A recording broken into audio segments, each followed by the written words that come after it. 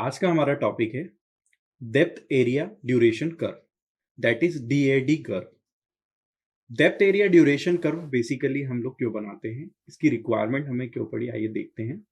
So basically यदि हम देखें किसी भी रेनफॉल की यदि हमें डेटा प्रेजेंट करना है तो हमारे क्यों रेन गेज बेसिकली क्या देंगे, वो एक पॉइंट रेनफॉल देते हैं। यदि हमें एरियल रेनफॉल निकालना है किसी पर्टिकुलर, बेसिकली हमारा क्या है, मेन मोटिव क्या है कि हमें पता है कि एक एरिया के पर्सपेक्टिव से देखें यदि हम, तो रेनफॉल हमारे पूरे एरिया में हो रही है।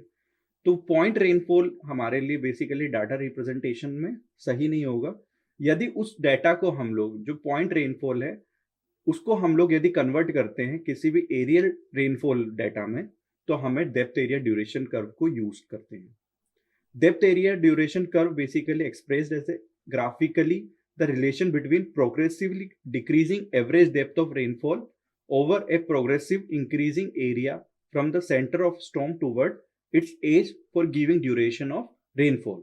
मतलब कि यदि हमारा रेनफॉल है और यदि वो इस किसके बीच में ग्राफिकली रिप्रेजेंट कर रहे हैं हम लोग, डिक्रीजिंग डेप्थ ऑफ रेनफॉल के बीच में, progressively increasing the area from center of the storm toward the its edge।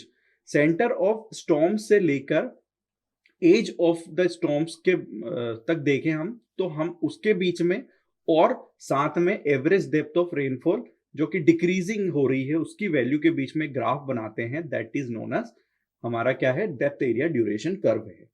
So basically इसकी कुछ स्टेप्स हैं। इसकी कुछ स्टेप्स में सबसे पहले हमारा स्टेप्स आता है, that is to make the depth area duration curve following step should be taken. सबसे पहला हमारा स्टेप बेसिकली क्या है, फ्रॉम द रेनफॉल डेटा हम लोग रेनफॉल डेटा से आइसो हाइट्स बनाते हैं। रेनफॉल डेटा से हम लोग prepare the iso Heights. Iso Heights का मतलब हम लोग ऑलरेडी डिस्कस कर चुके हैं। आइसो हाइट्स मतलब जिन पॉइंट हमने देखा था, आइसो हाइट्स लाइंस कौन सी होती है जिनका इक्वल रेनफॉल होता है, उस लाइन को यदि हम मिलाते हैं, उन पॉइंट्स की रेनफॉल को हम लोग एक लाइन से कनेक्ट करते हैं, उस लाइन को हम लोग क्या बोलते हैं, आइसो हाइट्स बोलते हैं। और इसको हम लोग बेसिकली कंटूर ऑफ रेनफॉल भी बोलते हैं। हम सबसे पहले इसमें आइसो हाइट्स प्रिपेयर करेंगे रेनफॉल डेटा से। सेकेंड हमारा है plot the catchment area on paper, और उस एरिया को हम लोग किस से बनाते हैं, कौन सा इंस्ट्रूमेंट की यूज पड़ता है, that is planimeter. We already हमें पता ही है कि हमारे सर्वे में हम प्लानीमीटर को यूज करते हैं basically to find the area of map. तो हम लोग यदि किसी भी एरिया को प्लॉट कर रहे हैं पेपर पे विद एक्यूरेसी, तो हमें प्लानीमीटर की जरूरत पड़ती है। तो with the help of planimeter हम लोग यहाँ पर कैचमेंट एरिया बनाएंगे। Find out the area between the iso Heights. अब आइसो हाइट्स के बीच में का जो भी एरिया आ रहा है उसको हम लोग क्या करेंगे, यहाँ पर फाइंड करेंगे। नेक्स्ट स्टेप है हमारी, दैट इज थर्ड स्टेप में हम लोग क्या करते हैं, volume of rainfall is calculated between the iso Heights by taking the average of iso Heights multiplied with the area between iso Heights. यहाँ पर एवरेज ऑफ आइसो हाइट्स और उसको हम लोग मल्टीप्लाई करेंगे किससे, एरिया ऑफ आइसो हाइट्स, जो भी उसके बीच में एरिया आ रहा है उनसे मल्टीप्लाई करेंगे। इससे हमारा बेसिकली क्या निकलेगा, वॉल्यूम ऑफ रेनफॉल निकलेगा। नेक्स्ट स्टेप में हम लोग फोर्थ स्टेप में क्या करते हैं, यहाँ पर हम फोर्थ स्टेप में कैलकुलेट करते हैं volume of rainfall of all the area between the iso Heights. सारे एरिया के हम लोग क्या करते हैं, basically volume of rainfall calculate करते हैं। नेक्स्ट स्टेप में हम फिफ्थ स्टेप में करते हैं कैलकुलेट द क्यूमुलेटिव वॉल्यूम। यहाँ पर हम लोग क्यूमुलेटिव वॉल्यूम्स निकालते हैं। क्यूमुलेटिव वॉल्यूम्स बेसिकली क्या होती है, फर्स्ट टू टर्म्स को मिलाते जाते हैं, देन हमारा क्यूमुलेटिव टर्म्स आता जाता है। बेसिकली ये हम लोग क्यूमुलेटिव वॉल्यूम्स निकाल लेंगे एंड क्यूमुलेटिव ऐसी एरिया भी निकाल लेंगे।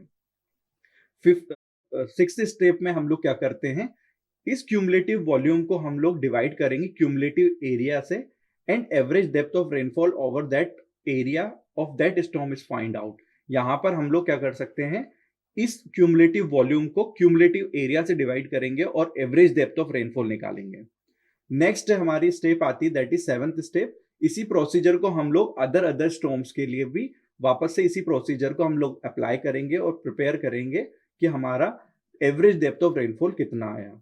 लास्ट स्टेप में हम लोग इसमें से ग्राफ को बना लेंगे और graph between the average depth and cumulative area plotted, and this is called as depth area duration curve of that storms. Next आता है बेसिकली हमारे पास, that is duration depth area duration curve equation. Depth area duration curve equation basically हमारे पास है, यदि हम DAD equation की बात करते हैं, एक इंपीरिकल इक्वेशन है यहां पर डीएडी की, that is P is equals to P naught e to the power minus K divide by AN। So basically यहां पर e to the power K upon AN value है, यहां पर P बेसिकली क्या है, this is known as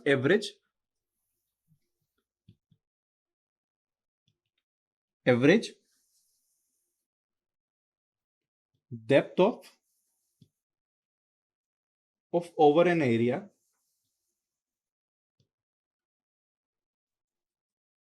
A in centimetre. तो basically यहां पर एवरेज डेप्थ है ये। नेक्स्ट है हमारा पी नोट, बेसिकली ये क्या है, पी नोट यदि देखें हम तो ये हाईएस्ट अमाउंट ऑफ रेनफॉल है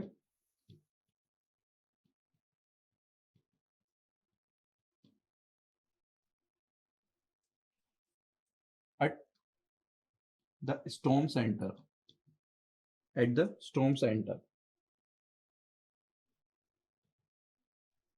in सेंटीमीटर। यदि हम ए की बात करते हैं तो that is A is equal to area, and यदि हम लोग यहां पर that is K and N की बात करेंगे तो K and N are the constant for particular region. ये रीजन टू रीजन के और एन बेसिकली यहां पर क्या है, कांस्टेंट है। नेक्स्ट यदि हम लोग स्टॉर्म की बात करते हैं, के और एन की वैल्यू की बात करते हैं, तो ये बेसिकली डिपेंड है स्टॉर्म्स ड्यूरेशन पे। स्टॉर्म ड्यूरेशन के एंड एन, स्टॉर्म ड्यूरेशन की यदि हम बात करें तो वन डे के लिए बेसिकली ये, वन डे के लिए यदि हम देखें तो इसकी वैल्यू 0.00082526 है। यदि हम n की बात करते हैं तो 0.6614। यदि सेकेंड डे के लिए यदि हम देखते हैं, 2 दिन का यदि स्टॉर्म ड्यूरेशन है हमारा, तो इसकी वैल्यू बेसिकली क्या है, 0.009877। इसकी वैल्यू बेसिकली 0.6304। ये 2 दिन के स्टॉर्म्स की वैल्यू है। थर्ड के लिए यदि हम देखते हैं तो दैट इज 0.001745 और इसकी वैल्यू बेसिकली है 0.5961। अब आप ऑलरेडी समझ ही गए होंगे कि यहाँ पर ड्यूरेशन, स्टॉर्म ड्यूरेशन यदि ज्यादा हो रहा है तो बेसिकली वैल्यू क्या हो रही है, कम होती जा रही है।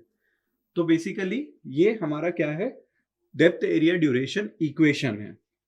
नेक्स्ट टर्म आती है that is maximum depth area duration curve.